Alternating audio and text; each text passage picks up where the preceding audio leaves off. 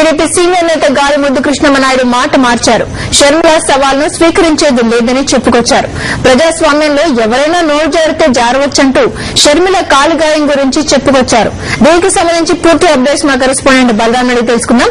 బలరాం, చెప్పండి, గాలి మాటలను ఎలా అర్థం చేసుకోవచ్చు? మొన్న ఒకలాగా ఈ రోజు మరోలా మాట్లాడుతున్నారు, మనం దీన్ని ఎలా తీసుకోవచ్చు? క్రాంతి, ఇవాళ ఒక్క గాలి ముద్దుకృష్ణమనాయుడు మాటలుగానే భావించొద్దు. టీడీపీ మొత్తంగా ఇటువంటి స్ట్రాటజీస్ తోనే పోతా ఉంది. నోటికొచ్చిన ఆరోపణలు చేస్తూ ఇవాళ టార్గెట్ చేయడం అన్నది ఒక లక్ష్యంగా పెట్టుకున్నారు. అయితే అన్ఎక్స్పెక్టెడ్ గా ఇందులో దొరికిపోయారు. కానీ ఇంకా మిగతా విషయాల్లో కూడా మిగతా రకరకాలుగా ఇప్పుడప్పుడే ప్రూవ్ కావు కదా అన్న ఉద్దేశంతో అనేక రకాలుగా ఆరోపణలు చేస్తా ఉన్నారు. ఇవాళ స్పష్టంగా ఈ విషయంలో షర్మిల ఛాలెంజ్ చేయడము, దానికి వీరు నిరూపించుకోలేని పరిస్థితి రావడంతో ఇవాళ చేతులెత్తేసిన పరిస్థితి. నిన్నంతా కూడా మీడియా అంతా వెయిట్ చేసింది టీడీపీ నేతలు ఎవరైనా దాని మీద మాట్లాడతారా అని.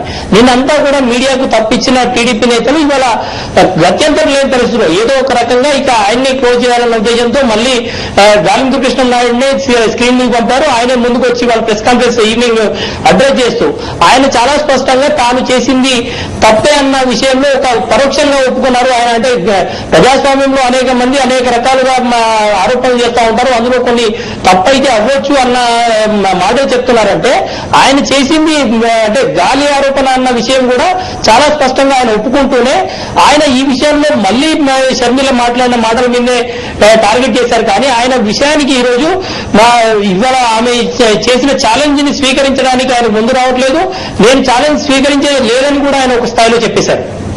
కాంతి, బలరాం, అంటే గతంలో కూడా అనేక ఆరోపణలు చేస్తూ వస్తున్నారు. ప్రజలు చూస్తున్నారు. దీన్ని ఎలా అర్థం చేసుకుంటారు ప్రజలు? అంటే టీడీపీ స్టాండ్ ఏంటో ప్రజలకు అర్థమయ్యే అవకాశం ఉందంటారు ఇప్పటికైనా? క్రాంతి, ఇవాళ టీడీపీ మొత్తంగా చేస్తున్న ఆరోపణలన్నీ కూడా ఇవాళ ముఖ్యంగా ఆయన చంద్రబాబు నాయుడు 9 సంవత్సరాలు ముఖ్యమంత్రిగా ఉన్న సమయంలో అనేక అవినీతి ఆరోపణలు వచ్చాయి. వాటి నుంచి ఆయన బయటపడలేదు. అనేక రకాల ఇప్పటికి కూడా ఆరోపణలు ఉన్నాయి. వాటి విషయంలో అనేక రకాల విచారణలు కొనసాగినా ఆయన అనేక జిమ్మిక్కులు ప్రదర్శించి బయటపడ్డ పరిస్థితి లేకపోతే ఇంకా జరగాల్సింది. అయితే వాటి నుంచి తప్పించుకోవడం కోసం మరొకరి మీద బురద చల్లడం, ఇతరుల మీద ఆరోపణలు చేయడం, అంటే తాము కూడా అంటే ఒక పెద్ద లైన్ ని చిన్న లైన్ చేయడం కోసం మరో పక్కకి ఇంకో లైన్ గీసినట్టుగా ఇంకొకరి మీద కూడా ఆరోపణలు చేస్తే తమ మీద ఉన్నవి కూడా పోతాయన్న స్ట్రాటజీ ఈ రోజు టీడీపీ నేతల్లో కనిపిస్తుంది. ఈ నేపథ్యంలోనే ఇవాళ ఆరోపణలు చేస్తున్నారు. అయితే మిగతా ఆరోపణలు ఆన్ ద స్పాట్ నిరూపించలేరు కనుక అవి విచారణ జరగాలి, లేకపోతే ఇంకా జనాల్లో కొంత అనుమానాన్ని అయితే కలిగించగలిగాము కదా అన్న భావన, లేకపోతే ఆ రకమైన సాటిస్ఫాక్షన్ టీడీపీ నేతల్లో కనిపిస్తుంది. కానీ అల్టిమేట్ గా ప్రజలు గుర్తిస్తారు, ప్రజలకు విషయాలన్నీ అర్థమవుతాయి. ఎప్పుడో ఒక రోజు ఈ రోజు ఈ షర్మిల కాలికి గాయమైన విషయంలో ఎటువంటి వేగి ఆరోపణలు చేశారో, ఎటువంటి నిరాధారమైన ఆరోపణలు చేశారో, ఈ టైంలో ఏ విధంగా అయితే సమాజంలో నిలబడాల్సిన పరిస్థితి వచ్చిందో మిగతా ఆరోపణల విషయంలో కూడా టీడీపీ నేతలు భవిష్యత్తులో ఈ రకంగానే నిలబడాల్సి వస్తుంది. క్రాంతి, బలరాం, అంటే ఇది ప్రజల్ని కన్ఫ్యూజ్ చేయడానికే ఇలాంటి స్ట్రాటజీ తీసుకుందని టీడీపీ మనం అనుకోవచ్చా?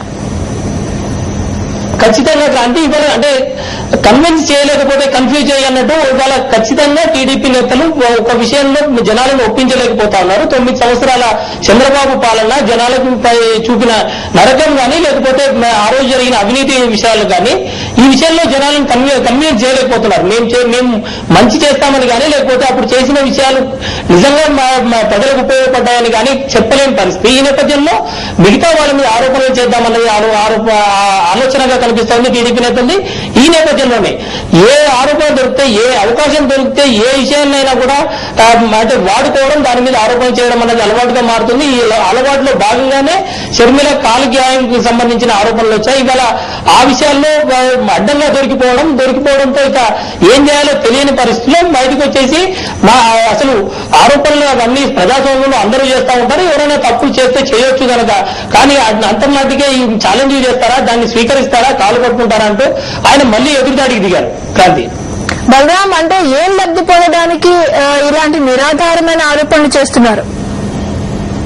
కాబట్టి ఖచ్చితంగా దీంట్లో స్ట్రాటజీ చాలా క్లియర్ గా ఉంది. ఇవాళ తమ మీద ఆరోపణలు వస్తా ఉన్నాయి. ముఖ్యంగా చంద్రబాబు నాయుడు పాదయాత్ర మొదలుపెట్టిన తర్వాత ఆయన విషయంలో అనేక రకమైన ఆరోపణలు వచ్చాయి. ఆయన కాలి గాయమైందంటూ, అంటే మహబూబ్ నగర్ లో ఆయన వేదిక కూలిపోయినప్పుడు ఆయన కొంత సింపతి వస్తుందనుకోని కొద్దిగా ఏదో ఒక అంటే కొంతమందిని అందరినీ పిలిపించుకునే ప్రయత్నం ఏదో చేశారు. కానీ జనం ఎవరు రాకపోవడంతో ఆ సింపతి స్ట్రాటజీ పనికిరాదు అన్న ఇది రావడం. ఆ తర్వాత గతంలో కూడా 2004లో ఎలక్షన్స్ కి పోవడానికి ముందు కూడా అలిపిరిలో ఆయన మీద ఇన్సిడెంట్ జరిగినప్పుడు ఆ రోజున ఆయనకు చేతికి చిన్న గాయమే అయినప్పటికీ దాన్ని దాదాపు 3 నెలల పాటు కట్టుకట్టుకొని తిరిగాడు అని చెప్పి అప్పట్లో ఆయన మీద ఆరోపణలు వచ్చాయి. అయితే ఈ రకమైన స్ట్రాటజీస్ ఇవన్నీ ప్లే చేస్తుంటాం కనుక వాళ్ళు కూడా చేసి ఉంటారులే అన్న ఒక ఆలోచన టీడీపీ నేతల్లో వచ్చి ఉంటుంది. ఆ రకమైన ఆలోచనతోనే ఏదో అంటే జనాన్ని కొంత కన్ఫ్యూజ్ చేసి జనాన్ని కొంత ఇబ్బంది, అంటే జనాల్లో ఒక ఆలోచనను మార్చడానికి ఇది ఒక ఆయుధంగా పనికొస్తుందని చెప్పి ప్రయత్నించారు. కానీ అది ఇవాళ వారికే తిప్పికొట్టిన పరిస్థితి.